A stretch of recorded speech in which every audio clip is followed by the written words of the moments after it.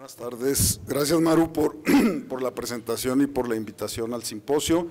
Yo les voy a hablar de dos extremos, o sea, algo que es de una prevalencia muy baja y algo que es muy frecuente, como es la sobreposición de trastornos funcionales gastrointestinales. Esta es mi agenda. Hablaré de conceptos actuales y definiciones, aspectos epidemiológicos generales, la sobreposición entre varios trastornos funcionales o los más prevalentes, factores de riesgo y finalmente aspectos epidemiológicos en México. De acuerdo a Roma 4, estos son los trastornos funcionales gastrointestinales y yo abordaré los que ahora están como D o trastornos del dolor gastrointestinal mediados centralmente, que básicamente son el síndrome de dolor abdominal mediado centralmente y la hiperalgesia gastrointestinal inducida por opioides o intestino narcótico, del cual pues no hablaremos. El síndrome de dolor abdominal mediado centralmente, que antes era conocido como síndrome de dolor abdominal funcional, se distingue de los otros trastornos funcionales por su fuerte componente central y relativa independencia de las alteraciones de la motilidad. Se dice que es el resultado de la sensibilización central o de una sensibilización central con desinhibición de las señales de dolor en lugar de secundario a un incremento de la excitabilidad periférica a nivel aferente, como es el caso del síndrome de intestino irritable. Y de acuerdo a los criterios de Roma 4, estos son los criterios para dolor abdominal mediado centralmente y debe de incluir todos los siguientes, o sea, dolor abdominal continuo o casi continuo, que no se relacione o solo ocasionalmente se relacione con eventos fisiológicos como el comer, evacuar o la menstruación. El dolor limita algún aspecto del funcionamiento de la vida diaria, no es un dolor fingido y obviamente el dolor no se puede explicar por otro trastorno gastrointestinal funcional o estructural u otra condición médica. Y como todos los criterios de Roma, pues debe cumplir con el requisito de estar presente en los últimos 3 meses y los síntomas haber iniciado por lo menos 6 meses antes de haber hecho el diagnóstico. Estos son estudios epidemiológicos de dolor abdominal funcional que se hicieron ya hace tiempo. Es uno de los trastornos funcionales de menor prevalencia. Vean, la prevalencia global varía de acuerdo a pocos estudios, hay pocos estudios epidemiológicos del 0.5 al 2.1 y es más común en mujeres. La prevalencia pico se encuentra en la 4ª década de la vida, en promedio de los 35 a los 44 años, que es muy importante, es una edad económicamente activa. El 80% ya ha consultado a un médico previamente, la mitad de ellos hasta 3 visitas en el último año y el promedio de días de ausentismo laboral por año es de 11.8. Lo más importante es que es uno de los trastornos que tiene una elevada comorbilidad psicológica y o psiquiátrica. Vemos aquí en los estudios epidemiológicos de México, ya citados, el del doctor Smulson y el del doctor Aurelio López Colombo, como los pacientes que se pueden clasificar como portadores de este síndrome igual ocupan un porcentaje muy bajo del 0.8 al 1%. Y el estudio también Sígame, que ya se ha citado desde la plática inicial del doctor Remes, que en casi 4,000 pacientes, vean cómo los pacientes con dolor abdominal funcional que fueron calificados como portadores de este síndrome es del 0.9%, de tal manera que esto concuerda con los reportes epidemiológicos en México, tanto del doctor Smulson como del doctor López Colombo. En nuestro país es mucho más prevalente en mujeres que en varones. Y vean en el análisis multivariado de sujetos catalogados como portadores de dolor abdominal funcional, como el sexo femenino, el estar jubilado o no tener trabajo y un mayor nivel de profesión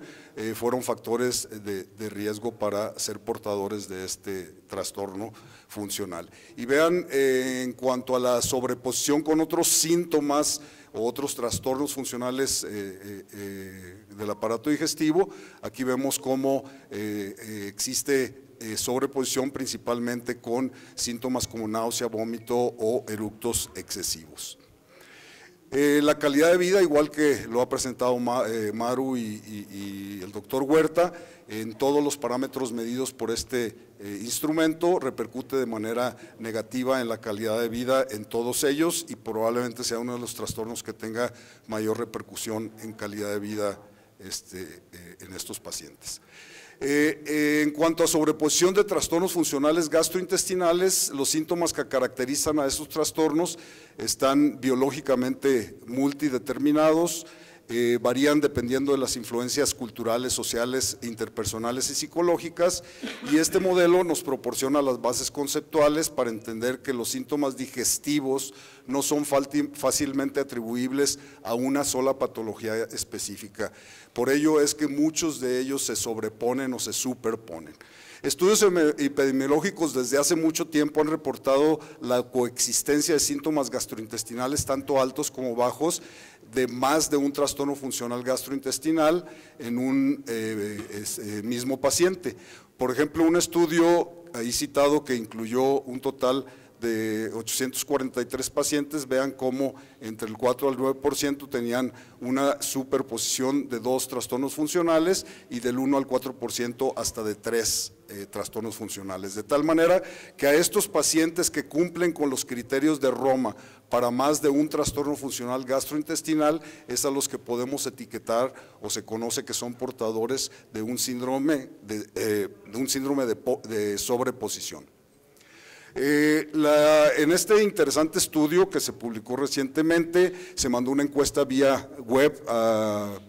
más de 100,000 individuos de edad mayor a 20 años, de población general, que fueron seleccionados al azar y se les mandó un cuestionario modular de Roma 3 para dispepsia y síndrome de intestino irritable y los criterios de Montreal para enfermedad por reflujo. Más del 50% lo respondió, esto fue en Suecia, y la prevalencia de enfermedad por reflujo, ahí la tenemos, de dispepsia funcional y de síndrome de intestino irritable. Lo interesante es que ellos encontraron una sobreposición entre 2 o de 3 de estas condiciones en un 6.5% del total de los encuestados, pero entre los individuos que cumplían los criterios de una o más trastorno funcional gastrointestinal, vean cómo esta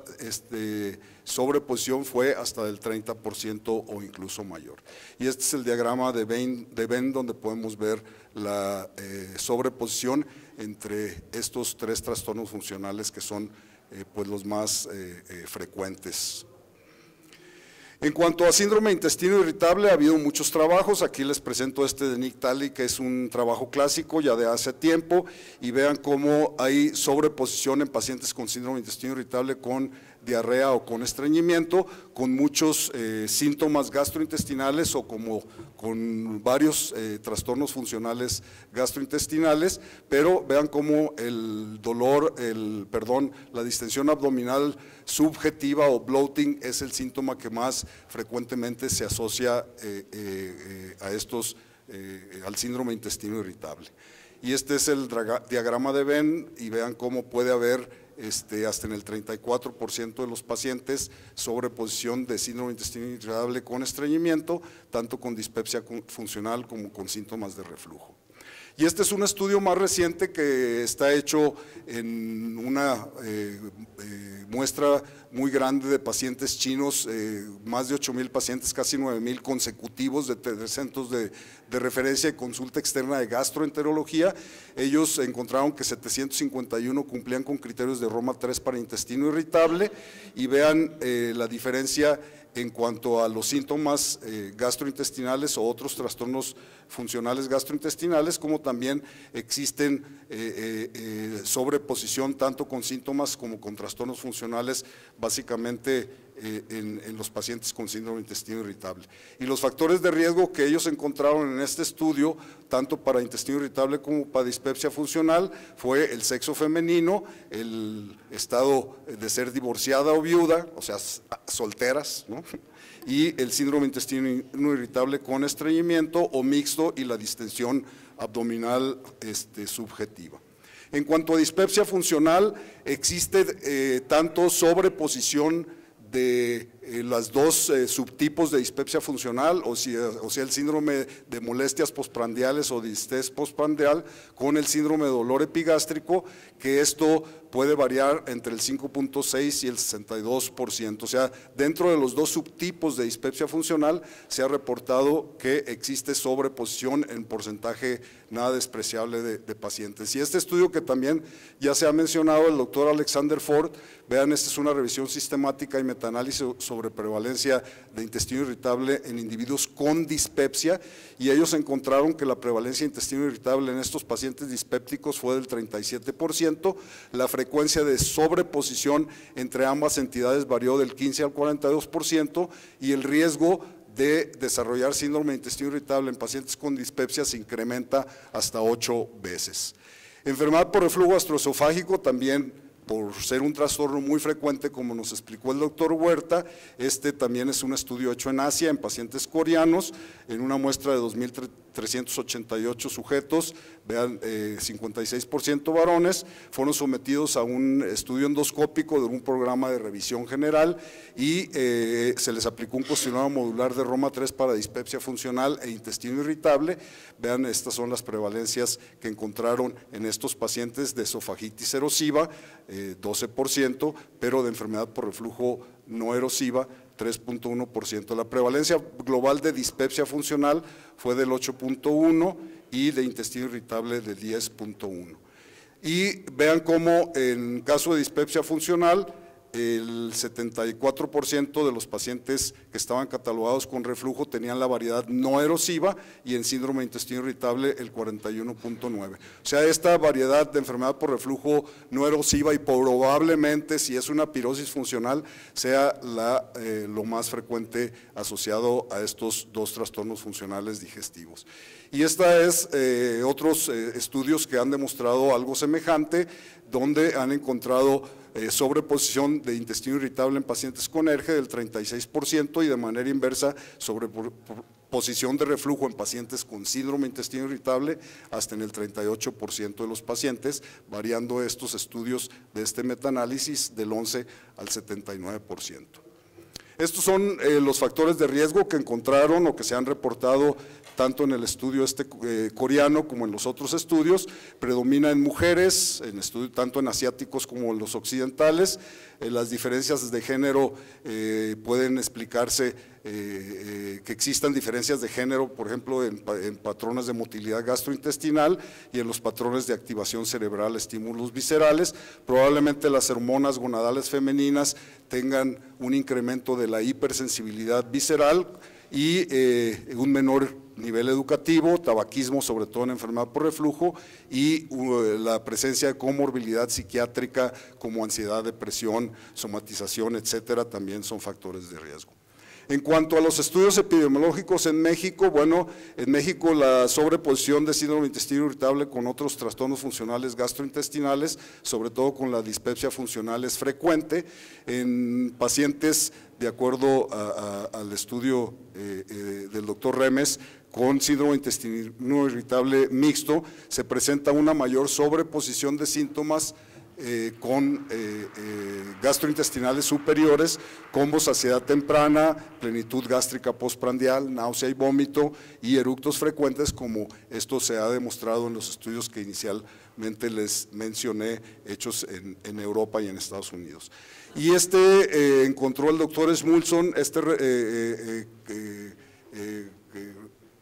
hallazgo en uno de sus trabajos, que podemos ver, por ejemplo, que los varones portadores de síndrome de intestino irritable en México degluten aire con mayor frecuencia para provocar un eructo, o sea, eructo excesivo, probablemente supragástrico, que con otro trastorno funcional. Y de acuerdo a los resultados de la encuesta de SIGAME-1, vean el análisis que se realizó en cuanto a superposición. Aquí vemos de enfermedad por reflujo con dispepsia funcional, enfermedad por reflujo con intestino irritable, dispepsia funcional con intestino irritable, y aquí sobreposición de reflujo, dispepsia y síndrome de intestino irritable. Estos fueron el número de pacientes y el porcentaje, de tal manera que en la encuesta Sígame lo que más se encontró sobreposición fue de reflujo con dispepsia funcional. Yo les puedo concluir que la sobreposición entre 2 o más trastornos funcionales es bastante frecuente.